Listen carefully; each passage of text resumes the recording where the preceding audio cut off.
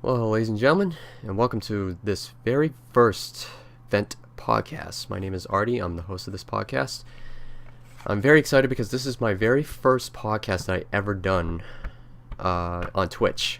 So this, I can't wait to do more episodes like this. I love to give feedback to other users watching the stream and collaborating with everybody with different opinions on different games or.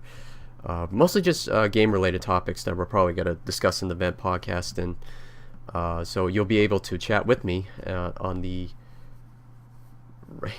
on the right-hand side of the stream. That's where you get to chat, and you can actually see your questions there throughout the Vent podcast, which is pretty cool. And I really like the setup of XSplit. I think it's amazing. But anyways, so I guess we'll get it rolling. I hope that any users will come in. I did broadcast to, well, I sent a tweet out to Twitter. So if I broadcast, it will automatically update everybody that I'm broadcasting on Twitch. So I hope everybody can join in at this hour because it's almost 2 a.m. in the morning on Eastern Coast. So, if this is my very first podcast, that's okay. If there's no users coming in, it's probably because it's my very first episode, and I'll probably think about a new schedule to come up with the Vent podcast. I'm thinking about doing it every Sunday night, probably at around, I'm going to have to say midnight or probably earlier. I'm thinking about 10 o'clock at night Eastern time, but like I said, I'll probably come up with a schedule for this podcast to come out. But so before we begin this podcast episode, I want to go over what I am about, why I decided to do these kind of podcasts. The reason why I've done these podcasts is because I used to do college radio back in the day. I used to be a radio DJ. My actual DJ name was DJ ARTY, and I used to did Linden State College Radio for its WWLR 91.5, the voice of Linden State College. I believe you can look it up online, actually. You can actually listen to their radio broadcast. And I used to be a DJ for that station, and oh my god, so many good times there. And I actually got to learn how to use the switchboard and everything. I got to learn how to make some of the switch between different soundtracks and everything like that. Oh, it was the coolest thing in the world to do. I kind of wanted to do a career in radio, but I didn't get the chance to, and plus you don't make a lot of money in radio, so I decided not to go that route. So I decided to just do podcasts and do any vlogs or anything like that, all just within my spare time and my free time to do it. Oops. So that's my background in the podcast world, or the radio world, I should say. But now my gaming career. Now, I've been playing video games for 21 years. That's quite a resume. I started playing Sega Genesis. I think that was my very first console to ever have in the video game world. I used to play Sega Genesis. The Lion King was my very first game that I ever got for the Sega Genesis, and then I think I got Tiny Toon Adventures or something like that later on.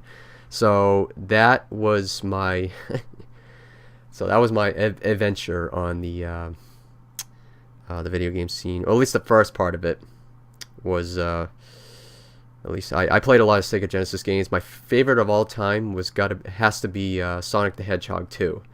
That was my ultimate favorite Sega Genesis game. I would try to beat Dr. Eggnog, or was it Dr. Eggman? No, Dr. Eggman. I try to beat up to the Turbine level, which is the second to last level of the game. And I finally got to the end of the game, and I pretty much I finally beat Sonic the Hedgehog 2 after all these years. I finally beat Sonic the Hedgehog 2. So it was a great feeling to finish it up. So, but unfortunately, I am going to sell the game, or I'm going to sell the console I used to have Sega Genesis, the original one, but unfortunately it broke. So now I have Sega Genesis 3 now, the third edition of Sega Genesis, and it's really small. It's like you can actually fit it inside a backpack. It's like that small. Um, so yeah, I'm thinking about selling Sega Genesis. I already sold my Nintendo GameCube, so unfortunately I had to sell all of my gaming consoles because again, I'm thinking about saving up for an Xbox One. So who knows? Who knows? Oh, by the way, I just want to mention that later on, I might get co-hosts for this show, for the Vent podcast. If I do, that'll be great, and we get to actually collaborate and actually tell like different stories and everything. So unfortunately today it's just going to be me today, because I want to discuss about a few topics that came up recently. Like E3 was just passed recently, so I might talk about that for a little bit, and I might talk about a product that I actually just looked at recently that I want to discuss about, and I want to discuss about some bugs in games, and that should be vented a little bit. So the very first topic that I want to talk about is the Nintendo at E3. Now I think now before I talk about Nintendo, I want to talk about Xbox and PlayStation, or Sony, I should say. I think Xbox did a great job as far as like announcing just games. So I mean, it was just a fantastic Xbox conference. Absolutely enjoyed it. The game that I actually really want to get is the Master Chief Collection, and I can't wait to get that game. I can't wait. Oh man, I'm just getting like goosebumps every time I like. I remember back in Halo 2, when I used to play in the Halo 2 days. I remember like when I was in high school. That's when it came out, when I just started high school. I remember trying to finish all my homework and all my classwork in high school while I was in school, and by the time I get home, I would spend at least 6 hours a night playing Halo 2. Constantly. I remember running clans back in the day, from XGC to I used to be in KSI for a day, but I left, and I used to be in mobdeep.net. So again, those were old clans back in the day, and I think I moved on from that. But oh man, I can't wait for Halo 2 Anniversary. The graphics of that game is just unbelievable, absolutely unbelievable. Oh, I can't wait. I can't wait. If you guys never seen the videos yet of E3, I think some of them are on YouTube. You can actually look on IGN, I believe, and they have some like review videos of some of the games from Xbox to Sony and to Nintendo and stuff. So now Sony, I didn't really watch Sony that much, but I didn't really watch it, but because the one I really want to watch was Xbox. I mean, because Xbox makes like the best games. But again, Xbox and PlayStation have like the same, like some of them have multi-console games, like Xbox One and PlayStation 4 have the same thing. But I would say Xbox has a slighter edge over Sony because I think Xbox makes better games than Sony, just by a little bit, just by a hair at least. So yeah, the game I'm looking forward to is Halo Master Chief Collection, and Halo 5 Guardians, which is going to come out later next year. So now, I've been hearing a lot of fans saying that Nintendo didn't really live to its hype at E3. Let's just say a lot of people say that Nintendo won E3, which again, there's a new Legends of Zelda game coming out.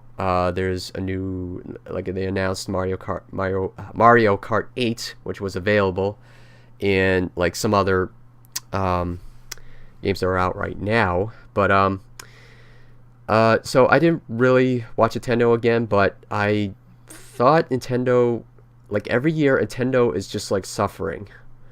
Like they can't really make the best like games like out there right now, because the type of games that they make are old school classic games like Mario to Metroid and all those other games. I think they need to step up their game a little bit. Like, they need to make like RPG games. They need to make like first person shooters for Nintendo Wii. If they could step up to the plate and actually make like a multi-platform game where you can make RPG games to first person shooter games, they should have it on Nintendo Wii or Wii U right now. They should have that, and for some reason they just don't. This will be a great opportunity for Nintendo to do that. Like, they need to create something different instead of like making like cartoonish games. If you know what I'm talking about, all they make is cartoonish games.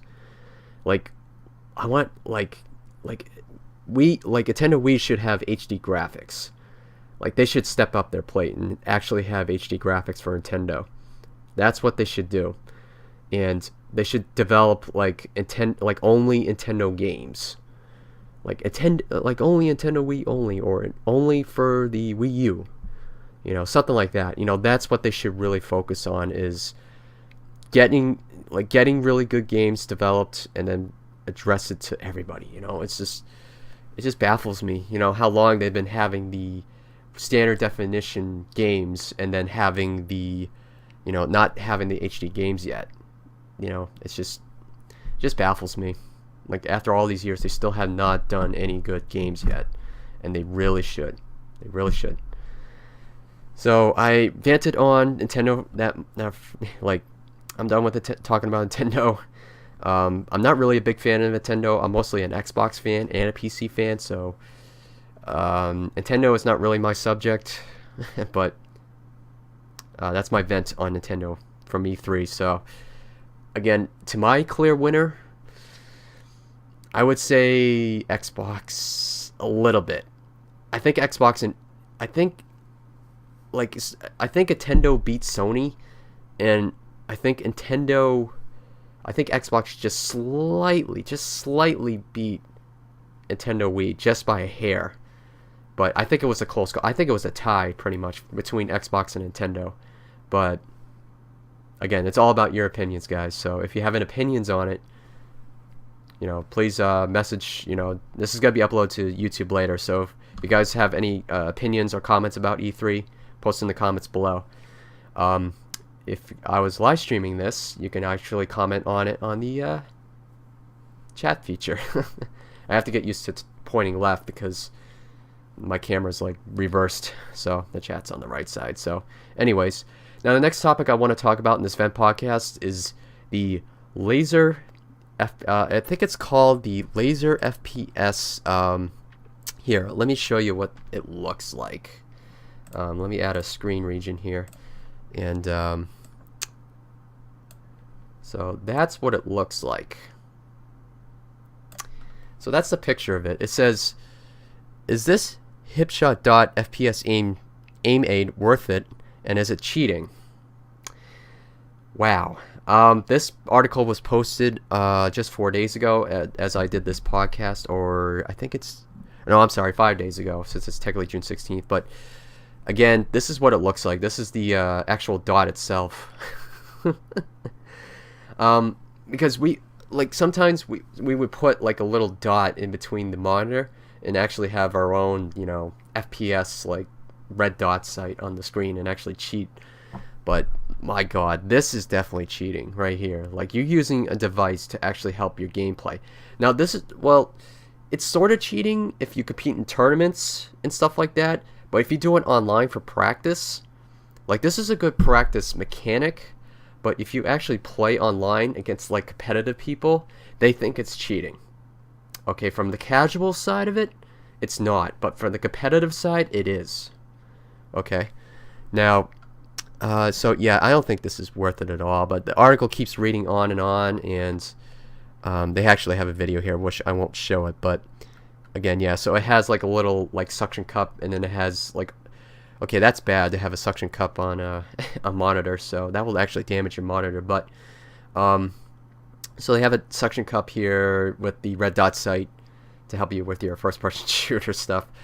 Again, this really baffles me. So yeah, you can plug it in to I think that's okay, so that's for the LED. That's how to light up the LED light, and that's the so it's powered by USB. So it's USB powered. So and it keeps reading on. It says, "But is it cheating?" Now, I could just wrap it up and say, by the way, it costs like $30. But now, is it cheating? Well, I think it is competitively, but casually it's not. So I'm just gonna wrap it up there and say it. So if you want to get it, it's up to you, but play casually. But if you use it in competitions, it's cheating. Okay? Or play it in competitive like game battles and anything like that. That's considered cheating in a way. But people won't find that out because, well, if you stream, nobody will be able to figure it out unless you wear like, unless you wear like a pair of shades or something and then it reflects the screen. So you can see the screen in my sunglasses. Or if you can, like regular glasses, you can actually see the device. So you got to be careful if you use if you stream or you go like YouTube videos, same thing.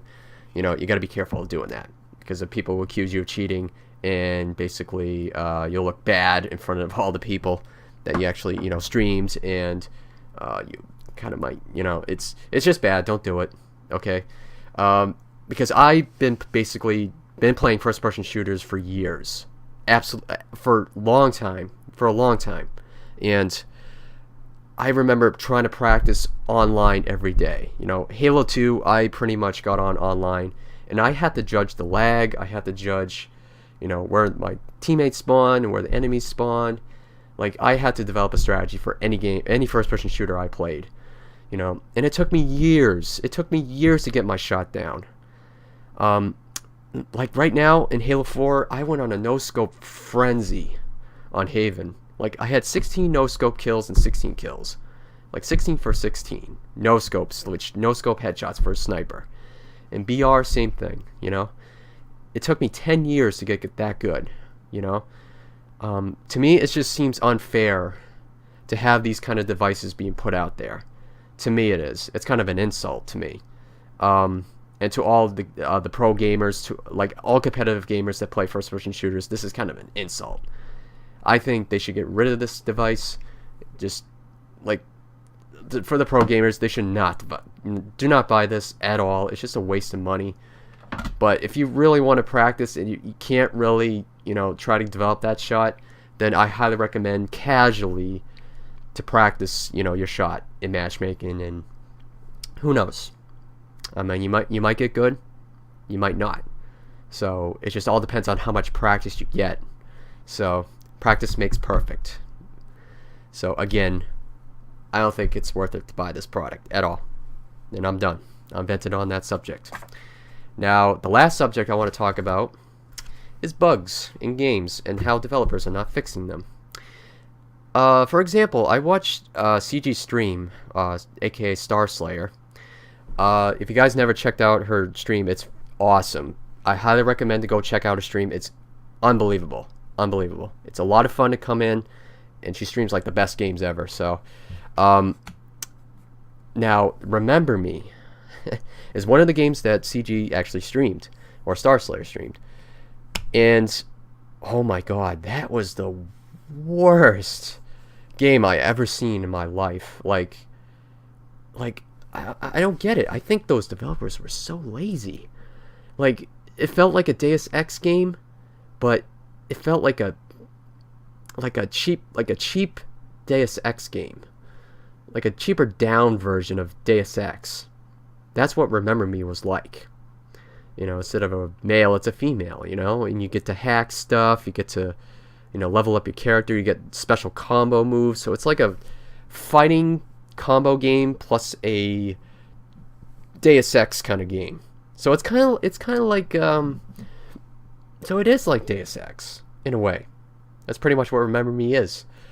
But, wow. Like, there was one part of the game that Star Slayer streamed, and it was during the end. There was a boss fight, and there was like a really bad bug. Like, basically, if you defeat the boss, you won't be able to continue, and you have to fight the boss all over again if it bugs out, and you have to restart all over again, and that's like really annoying. So yeah, like Peanut, I absolutely agree. Remember Me was a horrible game, absolutely horrible. So if you ever play that game, don't buy it. Just don't. But if you want to play it just for the experience, but if you don't mind bugs, I mean, go play it. But again, Remember Me is such a horrible game, and but I have to admit the graphics were really good. The graphics were good. The gameplay was okay. Could have been a lot better, but again, the bugs. That's what killed the game. That's what Remember Me was killed by, the bug. So, so if you guys ever play any bug games, like I think the best bug game I ever played was Halo 2. Halo 2 was by far the best bug game I ever played. The only reason why I say that is because it had super jumps. It had you can actually get out of the map, like glitch out of the map, but you actually get to play it at a good level, and it was so much fun to play. Like you would get on at night and you could actually do super bounces to glitches all night long, and it was so much fun. So, so if you guys have the chance, if you guys can pick up Halo 2, I don't know, Halo 2 Anniversary is coming out, so if you guys ever pick that up, they're gonna bring back the original engines in that game. So I bet the super bounces and the super jumps will return. Well, the super bounces and the glitches will return in the original engine for Halo 2. So if you guys have a chance, go play it. It's really good. So I think I vented for too long. Since I don't have any more discussions, if anybody's watching my stream, I believe Peanut is still watching. If you have like any questions, Peanut, about any of the topics you want to discuss about, that'll be great. I could probably vent on for maybe a few minutes on any gaming stuff that I want to talk about. Now, I did talk about E3. I did talk about this new first-person shooter thing, the helper thing, and the Remember Me bugs. So if you want to discuss about another topic, that'll be great, Peanut. If not, I will end this podcast, and we will continue with another episode next week, or maybe I can do another one sometime this weekend, or like on Friday or Saturday, but who knows? Who knows? All right, so I'll wait a couple more seconds, and if we don't have any more questions, I guess I can end the event podcast here. Alrighty. Okay, so I don't think we have any questions for the event podcasts. You have nothing? Okay, good. I'll probably just end it here. This will be uploaded to Twitch and YouTube, so I will highlight this as a clip for Twitch, and I'll upload this to YouTube so everybody can watch it again. So thank you for stopping by, Peanut, for this event podcast, and I'd like to thank everybody for watching this my new event podcast. So again, I will be streaming this on Twitch more, and I will be uploading this to Twitch and YouTube. So I'd like to thank you all for watching, and I'll catch you all later. Peace out.